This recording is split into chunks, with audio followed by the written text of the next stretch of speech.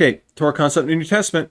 Let us not walk in rioting. Okay, so in Romans 13, verse 13, Paul's exhortation is to live with order, with sobriety, and with integrity.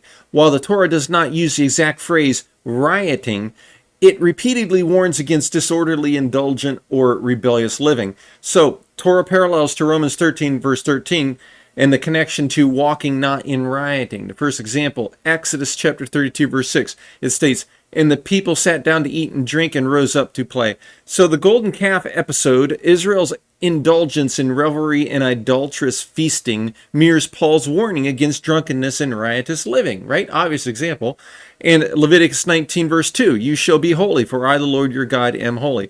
This sets the standard for conduct on holiness and excludes riotous, chaotic behavior. Okay, Leviticus 19:29, "Do not profane your daughter to make her a harlot, lest the land fall into harlotry and the land become full of wickedness." So this directly parallels Paul's warning against chambering and wantonness and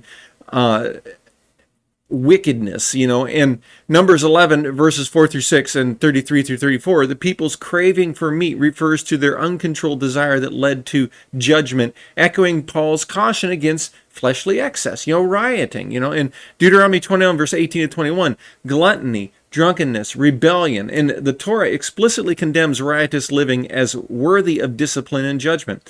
Deuteronomy 32:15 is a poetic picture of indulgence leading to arrogance and disorder. We note how the Torah repeatedly warns against drunkenness and gluttony, the rebellious son, like in Numbers 11, and God's people are called to be a holy nation, set apart, not given to chaotic revelry of surrounding nations. Paul's exhortation resonates with the Torah's call to holiness and covenantal faithfulness, which is always framed as walking in God's light, walking in his holy and righteous ways.